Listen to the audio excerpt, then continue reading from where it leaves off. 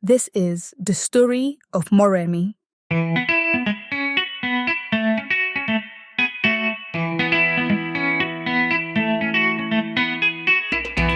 Moremi was a very beautiful woman who lived in the Yoruba town of Offa in the 12th century.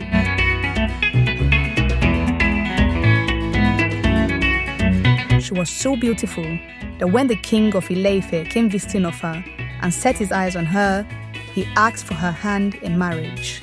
Her parents and the people of Offa were extremely excited about the union and sent her off to Ile-Ife with her husband, the king, amidst Greek fanfare and celebrations.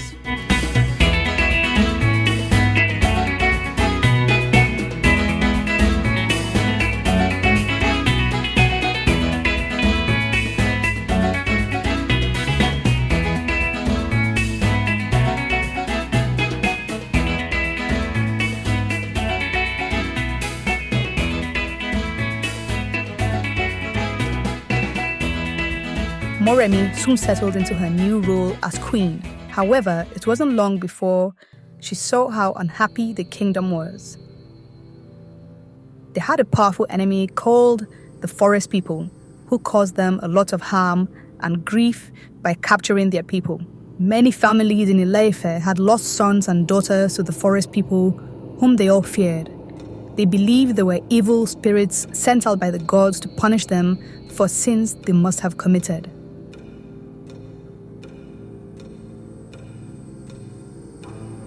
With their land in chaos for so long, the people of Ile-Ife offered up prayers and sacrifices to their gods, pleading with them to forgive their sins and to put an end to their misery.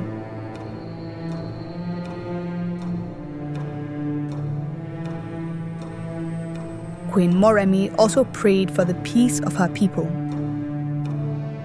She promised to give a sacrifice with the richest offering to the spirits of the Esirimin River if she could discover what the strength of the forest people was. She imagined that if she could get into their kingdom alive to see how they worked, it would help her understand what their strengths and weaknesses were. But the king did not agree with her plan. "Stay here and raise our sons," he begged her. But Queen Moremi would not be dissuaded. She wanted the people of Ile-Ife free from the threats of the forest people. "I would return," she assured the king instead. "The spirit to whom I have prayed would grant me success," she said. She bade farewell to the king and her young son Ella and made off into the forest, where she hoped that the enemies would capture her as they often capture the people of Ile-Ife. The people admired her courage.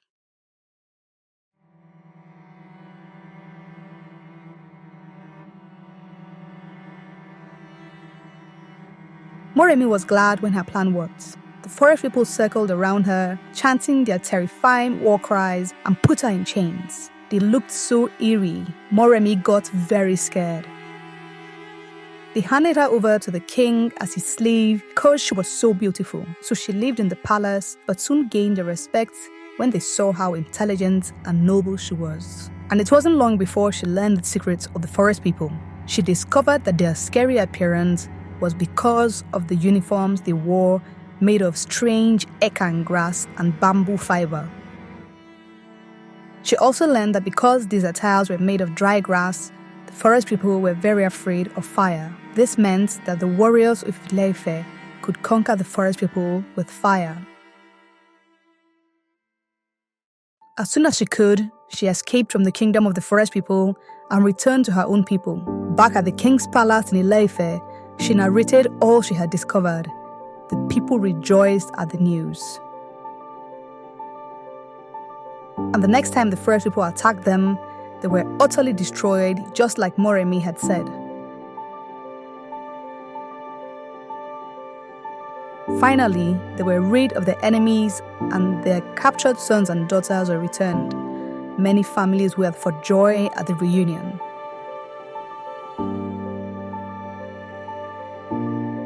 After the war, Moremi remembered the promise she had made to the spirit of the Esirimin River. Being a woman of her word, she went to the stream and made sacrifices of fowls, sheep, and bulls. But the spirit of the river wasn't satisfied. Instead, he demanded that she sacrifice her son.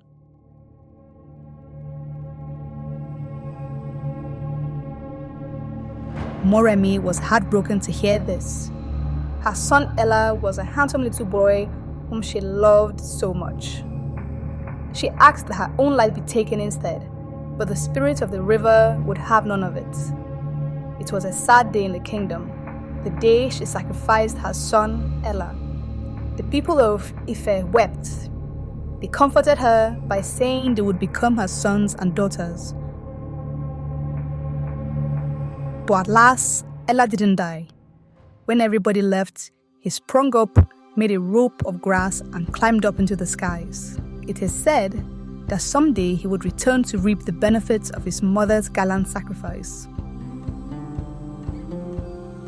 Honor of Moremi's sacrifice for the people of Ile-Ife, the Edi festival was created.